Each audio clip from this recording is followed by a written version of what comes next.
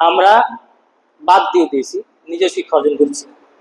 তো এই দোয়াগুলো আল্লাহ রাসূল সাল্লাল্লাহু আলাইহি ওয়াসাল্লাম বলছেন, মসজিদে ওযু করার পরে যে দোয়াটা পড়বে তার জন্য জান্নাতের 8টা দরজা খুলে দেওয়া হবে। এটা একটি ফজিলত। তারপরে আমি যখন মসজিদে আসবো, আমরা মসজিদে আসার সময় পোশাক পরিধান করি না? পোশাক পরিধান করি। তো পোশাক পরিধানের দোয়া আছে, কিন্তু আমি যে বললাম যে কোনো জায়গাতে আপনার দোয়া বাদ নাই। আমি জানি না বা জানার চেষ্টা করি না বলে আমরা মনে করছি যে মসজিদে শুধু দোয়া করতে, আর কোথাও দোয়া নাই। কিন্তু আসলে দোয়ার আপনি যেখানে থাকবেন, মুসলমান যেখানে থাকবে তার সেখানে রয়েছে দোয়া।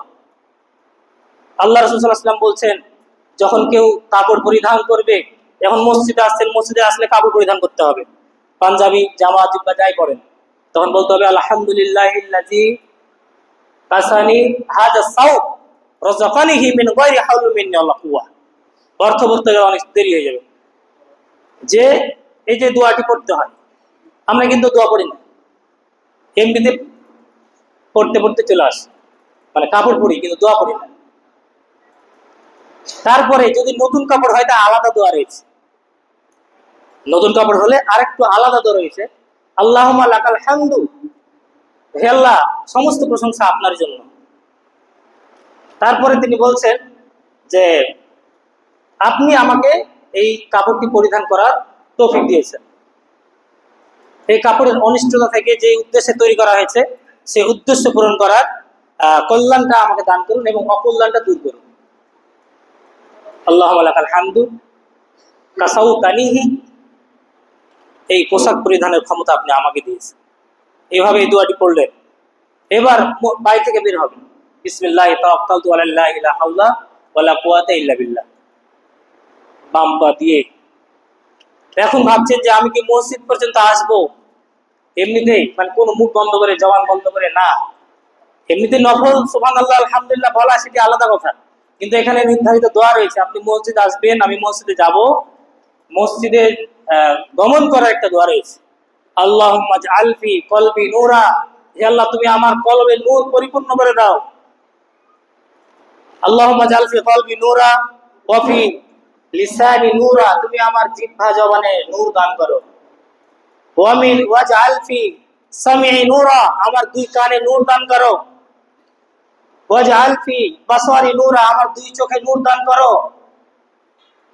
ওয়া মিন খালফি নূরা, এবং আমার পিছনে নূর দান করো। ওয়া মান আমানি নূরা, সামনে নূর দান করো। ওয়া আন ইয়ামিনি নূরা, ডান দিকে আমার নূর দান করো। ওয়া আন শিমালি নূরা, এবং বাম দিকে নূর দান করো। ওয়া মিন তাহতি নূরা, এবং আমার পায়ের নিচে নিচে নূর দান করো। ওয়া মিন ফাওকি নূরা, এবং মাথার উপরে নূর দান করো। এইভাবে দোয়াটি হয় গড় দোয়া। এই দোয়াগুলো আমাদের জানা আছে, আমরা দোয়া খুঁজে পাই না যে কোথায় দোয়া পড়বো।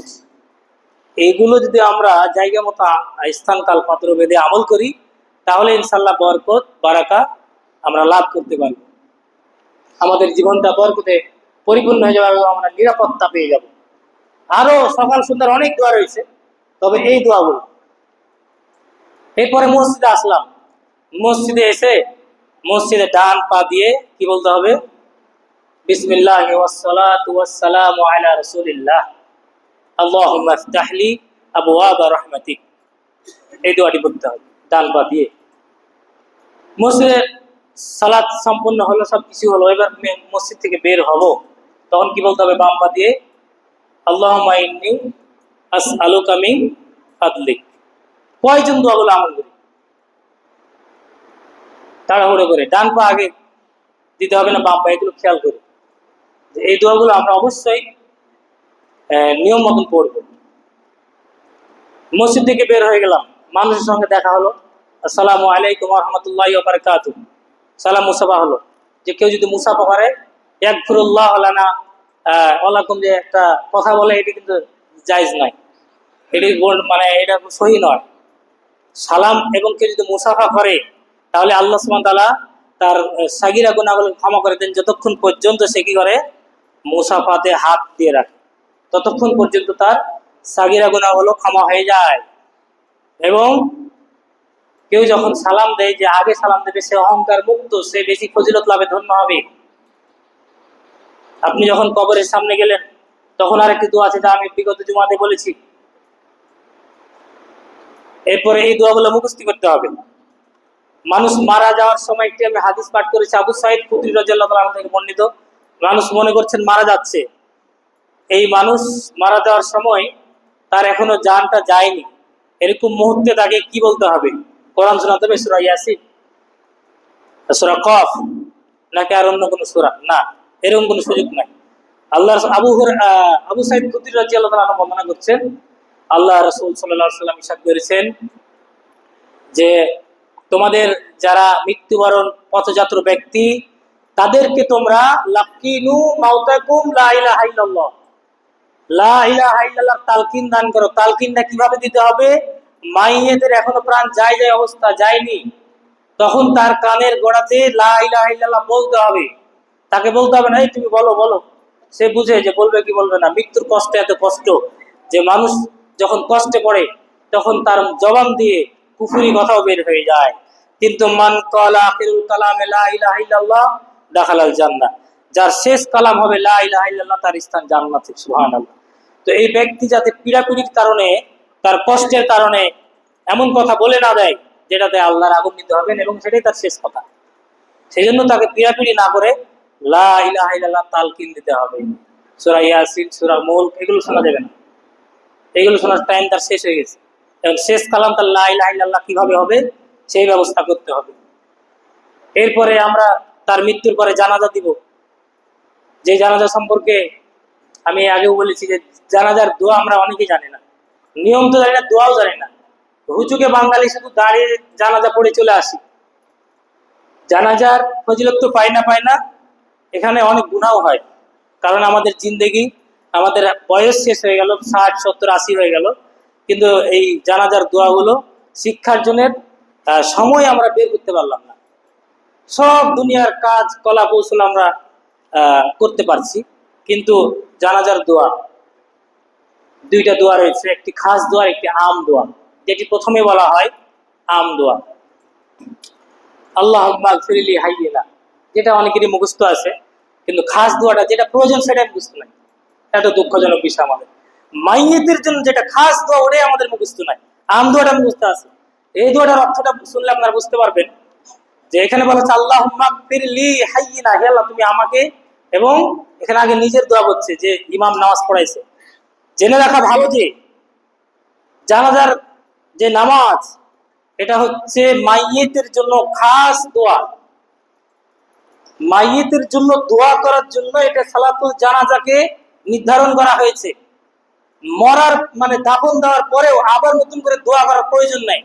তবে যেটা প্রয়োজন আছে সেটা আমি এখন বলছি, যে দাফন করার পরে কি বলতে হবে সেই দোয়াটা কিন্তু আমাদের আবার জানা নাই। মানে হয়ে গেছে আমরা উল্টা, ইসলাম আছে এক আর আমরা হয়ে গেছে আরেক। এইভাবে কি মুক্তি পাওয়া যাবে? এই জানাজাটা হচ্ছে দোয়া।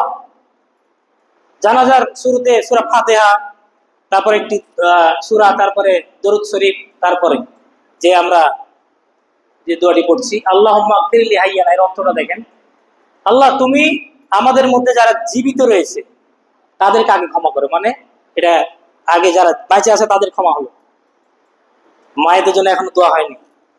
ওয়া মাইয়িতিনা, তারপরে যারা মারা গেছে তাদেরকে আল্লাহুম্মা গফিরলি হাইয়িনা ওয়া মাইয়িতিনা, আল্লাহুম্মা গফিরলি হাইয়িনা ওয়া মাইয়িতিনা ওয়া শাহিদিনা ওয়া গায়বিনা, যারা এখানে উপস্থিত আছে জানাজাতে এবং জানাজায় যারা অনুপস্থিত আছে, ওয়া গায়বিনা ওয়া সাগীরিনা, যারা আমাদের মধ্যে ছোট, ওয়া কাবীরিনা, যারা আমাদের মধ্যে কি বড়, তাদেরকে, ওয়া যাকারিনা ওয়া উনসানা, পুরুষ এবং নারী সকলকে আপনি ক্ষমা করুন। আল্লাহুম্মা মান আহইয়াইতাহু মিন্না ফাআহইহি আলাল ইসলাম, যাদেরকে আপনি বাঁচিয়ে রাখবেন এই যে মায়েতে পরে তাদেরকে ইসলামের উপর বাঁচিয়ে রাখুন। ওয়ামান তাওয়াফাইতাহু, যাদেরকে ওফাত দিবেন, মৃত্যু দিবেন, ফাতাওয়াফাহু আলাল ঈমান, তাদেরকে ওই ঈমানের উপর মৃত্যু দিবেন। আল্লাহুম্মা লা তাহরিমনা আজরাহু ওয়া লা তাফতিননা বা'দাহু, হে আল্লাহ এই যে মাইয়েতের যে মৃত্যুবরণ করলো তার মৃত্যুর কারণে যে আমরা ধৈর্য ধারণ করলাম, এর সবের থেকে আমাদের মাহরুম করিয়েন না, বা এই সব যে আমরা জানাজা পড়ছি এই সব থেকে আমাদের মাহরুম করিয়েন না। তাহলে এটা কি হলো? মায়েদের জন্য দোয়া হলো না? আল্লাহ তাআলা বলছেন ওয়াস্তাঈনু বিস-সাবরি ওয়াস-সালাহ, তোমরা আল্লাহর কাছে সাহায্য প্রার্থনা করো সবর এবং নামাজের মাধ্যমে। সবরি ওয়াসসালাহ, নামাজের মাধ্যমে তো দোয়া হচ্ছে। এরপরে খাস দোয়া দেখেন, যেটা অবশ্যই পড়া উচিত, যদি আগের দোয়াটি না পড়েন এই দোয়াটি পড়া উচিত মায়েদের জন্য।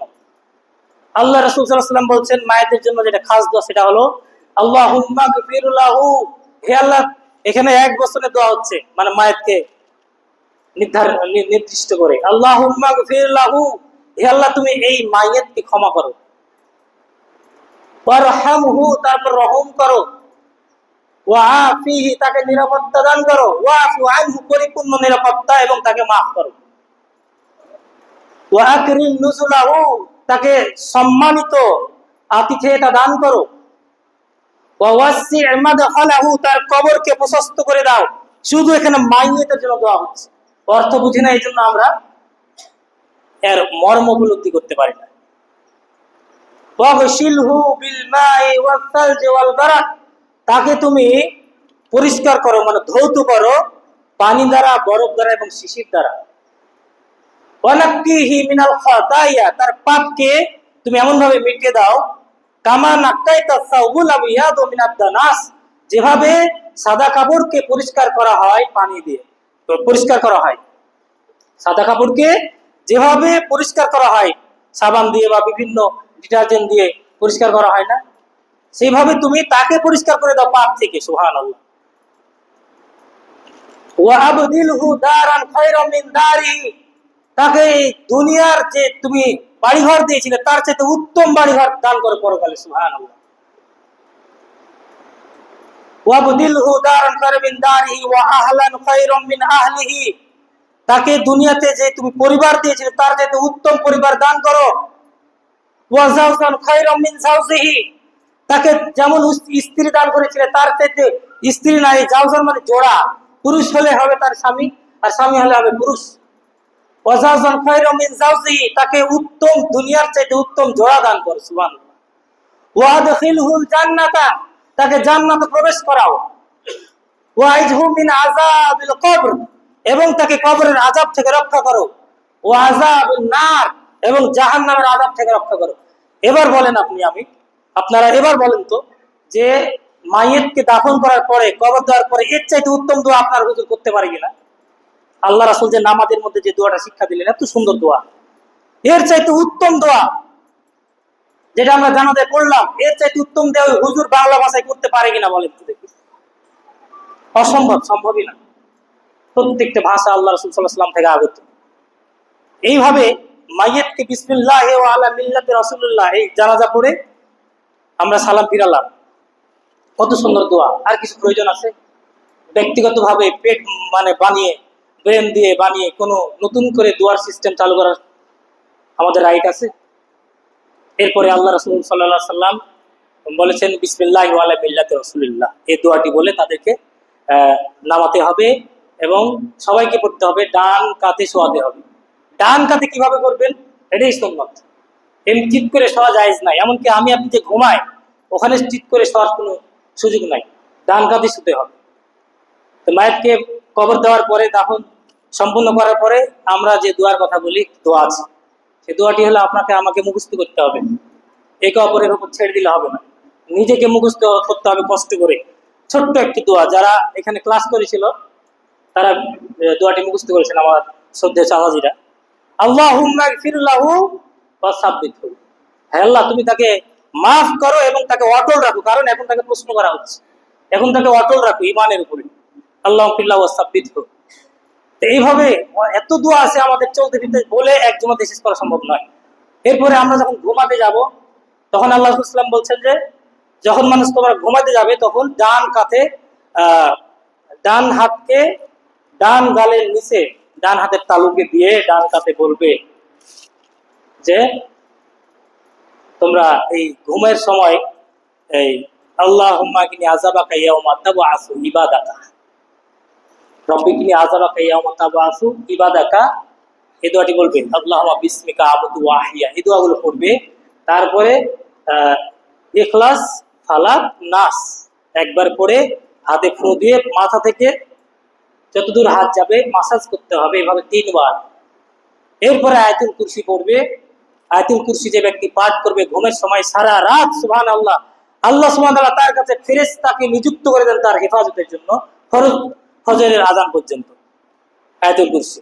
এরপরে আরো অনেক আমল রয়েছে যে 33 বার সুবহানাল্লাহ, 33 বার আলহামদুলিল্লাহ, 33 বার আল্লাহ, 34 বার আল্লাহু আকবার দিয়ে পড়বে, তার আল্লাহ সুবহানাহু ওয়া তাআলা দুর্বলতার যে সমস্ত অসুবিধা আছে সব দূর করে দিবেন। এবং আরেকটি, আল্লাহুম্মা আসলামতু নাফসি ইলাইকা ওয়াজ্জাহতু ওয়াজহি ইলাইকা ফাসতু আমরি ইলাইক ওয়া আলজাতু যহরি ইলাইক রাব্বাতান ওয়া রাহবাতান ইলাইক লা মালজা ওয়া লা মানজা মিনকা ইল্লা ইলাইকা আমানতু বিকিতাবিকা আল্লাযী আনজালতা ওয়া নাবিয়্যিকা আল্লাযী আরসালতা। এই দোয়াটি যে পড়বে, বুখারীর হাদিস, আল্লাহ সাল্লাল্লাহু আলাইহি ওয়াসাল্লাম বলছেন সে যদি এই রাতে মারা যায় সে ঈমানের উপর মারা যাবে। সুবহানাল্লাহ। অনেক দোয়া আছে, আমরা এগুলো আরো পর্যায়ক্রমে আলোচনা করবো, সময় সংক্ষিপ্ত। আল্লাহ যেন আমাদেরকে স্থান কাল পাত্র ভেদে এই দোয়াগুলো সুন্নাহ অনুযায়ী শিক্ষা করার এবং আমল করার তৌফিক দান করেন বলি আল্লাহুম্মা আমিন। আল্লাহ যেন আমাদের মধ্যে ইসলাহ করে দেন, সংশোধন করে দেন বলি আল্লাহুম্মা আমিন। হিংসা, বিদ্বেষ, যত প্রকারের খারাপ আমাদের সমাজে রয়েছে, এই খারাপকে যেন তিনি দূরীভূত করে দেন বলি আল্লাহুম্মা আমিন। আলহামদুলিল্লাহ ওয়াহদাহু ওয়াসসালাতু ওয়াসসালামু আলা রাসূলিল্লাহ ওয়া আলা আলিহি ওয়া সাহবিহি আজমাইন, আম্মা বা'দ। ربنا آتنا في الدنيا حسنة وفي الآخرة حسنة وقنا عذاب النار. ربنا لا تزغ قلوبنا بعد إذ هديتنا وهب لنا من لدنك رحمة إنك أنت الوهاب. اللهم اغفر لنا وللمؤمنين والمؤمنات والمسلمين والمسلمات وألف بين قلوبهم وأصلح ذات بينهم وانصرهم على عدوك عدوهم. اللهم أن الكفرة الذين يصدون عن سبيلك ويكذبون رسولك ويقاتلون أولياءك اللهم خالف بين كلمتهم وأزلزل أقدامهم وأنزل بهم بأسك الذي لا ترد عن القوم المجرمين. سبحان ربك رب العزة